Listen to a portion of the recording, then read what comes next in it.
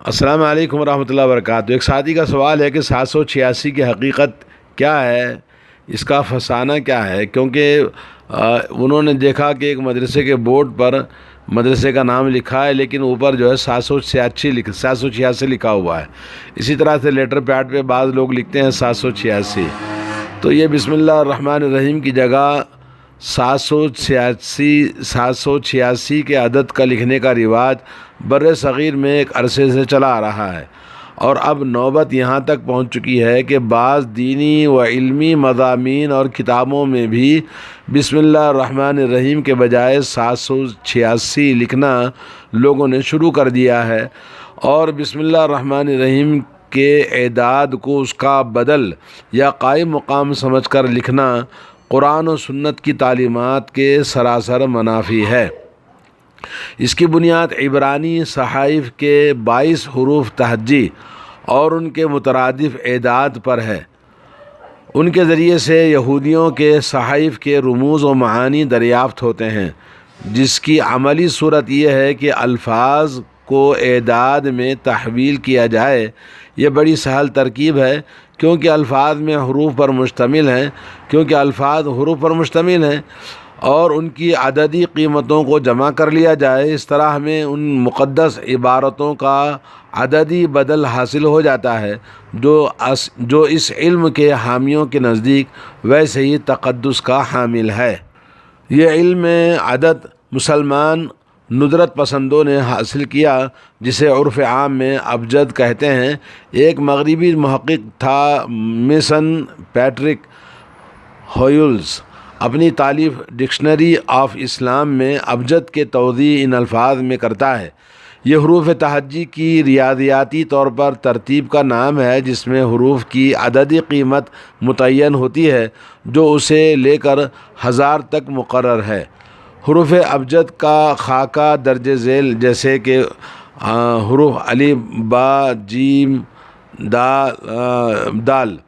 عدد کی قیمت 1، 2، 3، 4 عربی الفاظ ابجد میں بنتے ہیں۔ حروف ہا، واو، زال۔ عددی قیمت 5، 6، 7 عربی الفاظ حوض۔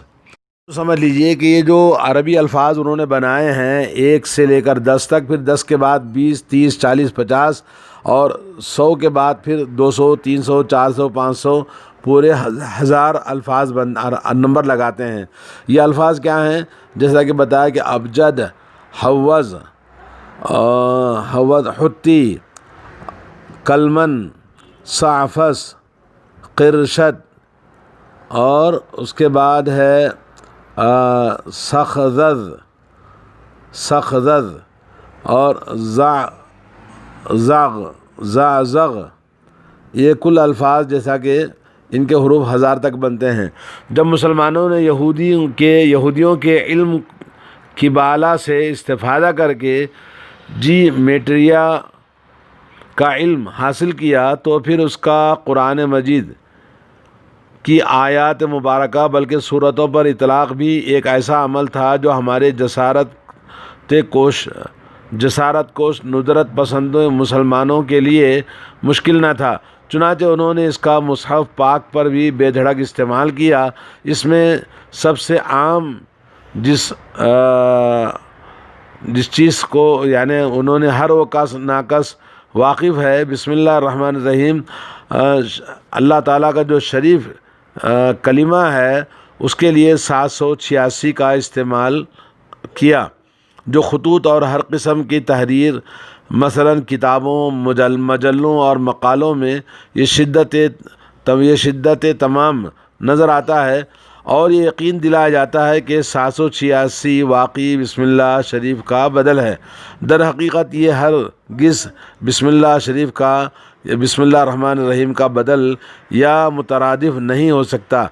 کسی طرح بھی بسم اللہ الرحمن الرحیم کا بھی مضمون وہم معنی نہیں بلکہ محض عدد ہے، کیونکہ 786 کا اطلاق تو کسی چیز پر بھی کیا جا سکتا ہے۔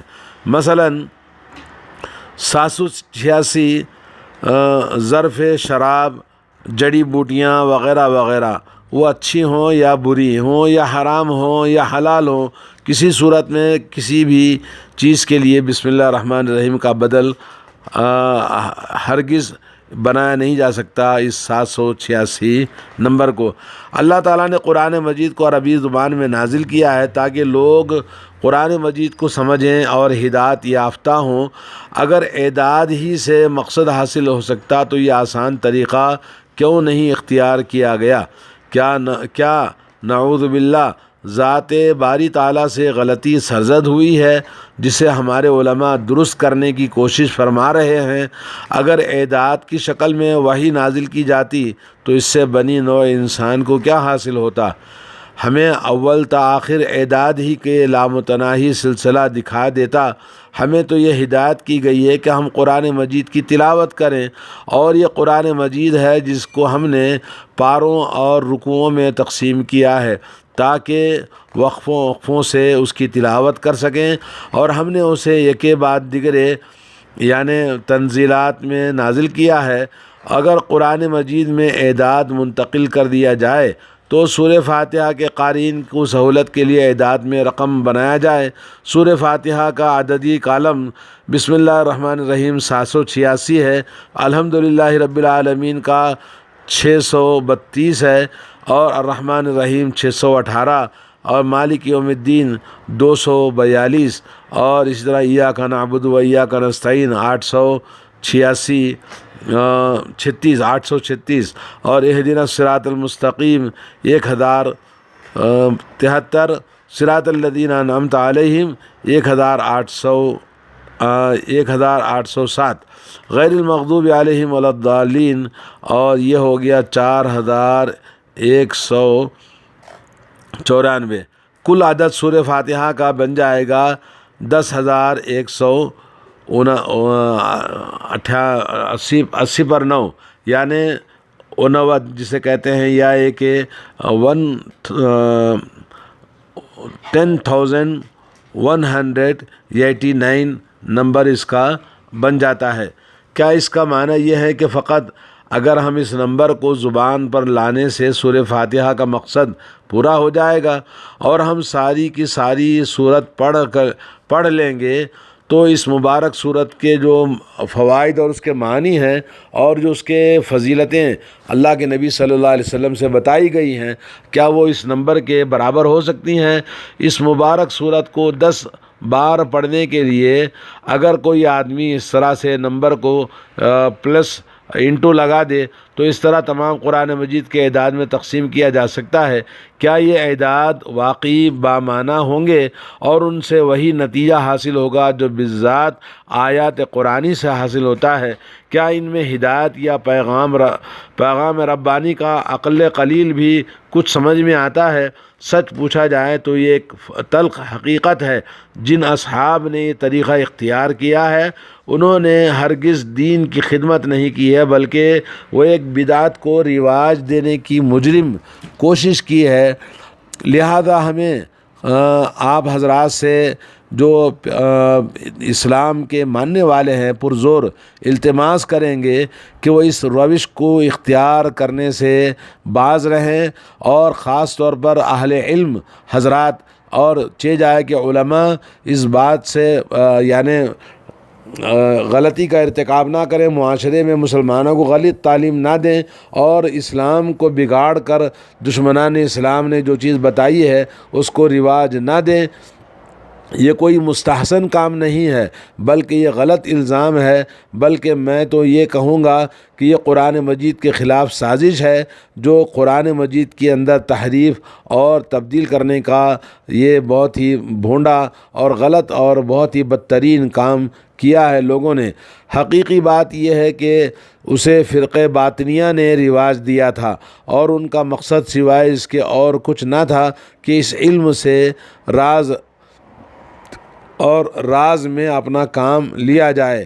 شعبہ جاسوسی میں ہر خفیہ تنظیم کے اپنے اپنے کوڈ ورڈز ہوتے ہیں، یعنی خفیہ اشارات یا خفیہ زبان ہوتی ہے تاکہ کوئی غیر اس سے آگاہ نہ ہو سکے اور معاملات کی ادائیگی میں آسانی ہو جائے۔ چنانچہ شیعہ کی فرقہ باطنیہ نے علم العادات کو رواج دیا اور اپنے تمام تر مکتوبات اور پیغام کے ذریعے اس طرح سے کوڈ ورڈ انہوں نے بنائے، اور یہ ابجد حوث کا استعمال جو کہ یہودیوں کا علم تھا اس سے مسلمانوں نے حاصل کیا۔ باطنیہ فرقہ وہی ہے جس کا ایک رہنما حسن بن صباح تھا، جس نے قلعۃ الموت بنایا تھا، اور عالم اسلام میں جس کے ارکان جنہیں فدائی کہا جاتا تھا تخریب کاری میں سرگرم تھے۔ آج بھی ملنگ اور خود ساختہ پیر اپنے تعویذات علم العادات میں لکھتے ہیں اور گفتگو میں رمزیہ کلمات کہتے ہیں۔ ملنگوں اور پیروں کا سلسلہ ایک ہی ہے، اور برائے نام تصوف کی چیزیں بھی اسی باطنیہ سے جا ملتی ہیں۔ تو اس طرح سے ہم اگر غور کریں گے تو یہ سراسر گمراہی اور یہودیوں کی سازش ہے، جو مختلف اسلام کے اندر باطنیہ فرقے، گمراہ فرقے، کٹر شیعہ رافضیوں نے بنائے، اور انہی کے چال چلن پہ چلنے والے یہ جو بریلوی اور قبر پرست صوفی اور جتنے بھی اس عقیدے کے لوگ ہیں، وہ قرآن مجید کو اس طرح کے آنکڑے بنا کر، نمبر بنا کر لوگوں کو گمراہ کرتے ہیں۔ آپ دیکھیں گے کہ جتنی بھی تعویذیں آپ کھول کر دیکھ لیں، اس میں اسی طرح سے سورہ فاتحہ کا اور سورہ یاسین کا، سورہ فلاں کا، جیسے کنز العمال جن کا قرآن مجید احمد رضا خان کا موجود ہے، کنز الایمان، اس کے اندر بھی آپ پائیں گے کہ اس طرح انہوں نے اور سورہ یاسین کا، سورہ رحمان کا، سورہ فلاں کا آنکڑا وہ بنایا ہوا ہے، ایک مربع بنایا جس میں نمبر انہوں نے ڈالے ہیں کہ یہ نمبر جو ہے سورہ فاتحہ کے لیے ہیں، سورہ یاسین کے ہیں۔ قرآن مجید کے اندر جو غلط اعمال کرتے ہیں جتنے بھی صوفی اور باطنی اور گمراہ خبر پرست لوگ ہیں، وہ اس طرح کے آنکڑے بنا کر لوگوں کو تعویذ کے ذریعے گمراہ کرتے ہیں، شیطانی عملیات کرتے ہیں، اور اس سے شیطان خوش ہوتا ہے اور ان کے اندر اثر انداز ہوتا ہے جس مقصد کے لیے وہ تعویذ ڈالتے ہیں۔ تو یہ شرکیہ اعمال کی طرف لے جانے میں بڑا رول ادا کیا ہے 786 یا اس طرح کے سوروں قرآن کے مجید کے مختلف آنکڑے جو نمبرات میں انہوں نے بنائے ہیں۔ اللہ تعالیٰ مسلمانوں کو ہدایت دے اور اس طرح کی غلط چیزوں سے اللہ تعالیٰ ہوش، عقل اور ایمان کی دولت نصیب فرمائے۔ وصلی اللہ علی نبینا محمد وعلی آلہ وصحبہ اجمعین۔